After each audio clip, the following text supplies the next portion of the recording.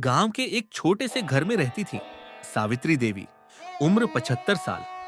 वो एक विधवा थी जिनकी जिंदगी का सहारा सिर्फ एक बेटा था, रमेश। रमेश जो कभी बहुत सीधा साधा और मेहनती था, ऐसे लेकिन वक्त के साथ उसकी जिंदगी में शराब ने ऐसी जगह बना ली कि वो खुद को और अपनी मां दोनों को बर्बाद करने लगा। सावित्री देवी रोज भगवान से प्रार्थना करती, हे प्रभु, मेरे बेटे को समझ दे, उसे सही रास्ता दिखा दे। पर हर शाम जब रमेश नशे में घर लौटता तो सावित्री की आंखें और भी बुझ जाती। फिर भी वो उम्मीद नहीं छोड़ती, क्योंकि मां तो आखिर मां होती है। एक दिन सावित्री देवी की पड़ोसी राधाबाई आई। राधाबाई ही वो थी जो सावित्री का सारा दर्द जानती थी। सावित्री ने राधा से एक आखिरी बात कही कि अगर मैं इस दुनिया से चली जाऊं तो मेरे बेटे को कहना, जीते जी तो तूने मुझे सुख नहीं दिया, पर मेरे जाने के बाद मेरी आत्मा की शांति के लिए मैं ये शराब छोड़ देना। राधाबाई की आंखें भर आईं। उन्हें अंदाजा था कि सावित्री अब ज्यादा दिन नहीं रहेंगी। कुछ ही दिनों में सावित्री की तबीयत और बिगड़ गई। घर में सन्नाटा फैल गया।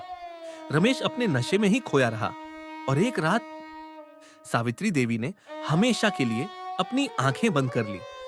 पूरा गांव उनके अंतिम संस्कार में पहुंचा। रमेश बस खड़ा रहा, बिना कुछ बोले। वो पल उसकी जिंदगी का सबसे भारी पल था। अगले दिन राधाबाई ने आकर उसे मां की आखिरी बात बताई। जब रमेश ने सुना कि उसकी मां ने अपनी मरती हुई सांसों में यही कहा था कि वो शराब छोड़ दे, तो जैसे किसी ने उसकी रूह झकझोर दी। वो रो पड़ा, फूट फूट कर।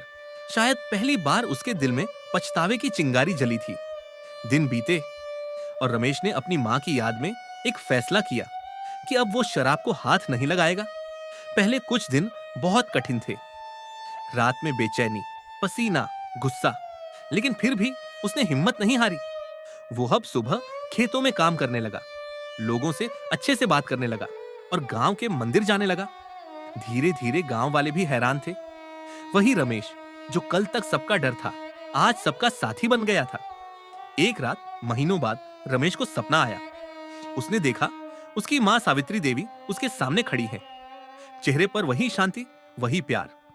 मां ने मुस्कुराते हुए कहा, बेटा, तूने मेरी आखिरी इच्छा पूरी कर दी। अब मेरी आत्मा सच में चैन में है। और अगले ही पल सपना गायब हो गया। रमेश की आंखों से आंसू बहे, लेकिन इस बार वो आंसू दर्द के नहीं, बल्कि सुकून के थे। समय गुजरा, रमेश की जिंदगी में खुशियां लौट आई। वो अब गांव के बच्चों की मदद करता, लोगों को समझाता कि शराब इंसान की सबसे बड़ी दुश्मन है। और फिर कई सालों बाद किस्मत ने उसे एक और तोहफा दिया। उसके घर में एक नन्ही सी बच्ची आई। रमेश ने उसे गोद में लिया, माथे पर चुमा और बोला, इसका नाम मेरी मां के नाम पर रखूंगा, सावित्री। सारी दुनिया जैसे थम गई उस पल में। कहते हैं ना, जब इंसान बदल जाता है तो ऊपर वाला भी उसकी किस्मत बदल देता है। अब रमेश हर सुबह अपनी बेटी सावित्री को खेलते देखता तो लगता मानो उसकी मां फिर से लौट आई हो। घर में वही शांति, वही मुस्कुराहट, वही आशीर्वाद का एहसास। सावित्री देवी तो इस दुनिया से चली गई, पर उनका आशीर्वाद रमेश के हर कदम के साथ रहा। और यूं ही एक मां की आखिरी दुआ ने एक बर्बाद बेटे की जिंदगी को नई शुरुआत दी। मां की ममता कभी नहीं मरती, वो बस एक आशीर्वाद बनकर हमारे साथ चलती रहती है। और जब भी कोई बेटा सच्चे मन से सुधरता है, वो सिर्फ अपने लिए नहीं, बल्कि अपनी मां की आत्मा की शांति के लिए जी रहा होता है। अगर ये कहानी आपके दिल को छू गई तो इसे शेयर करें, ताकि कोई और बेटा भी अपनी मां की बात सुन सके। कहीं देर ना हो जाए।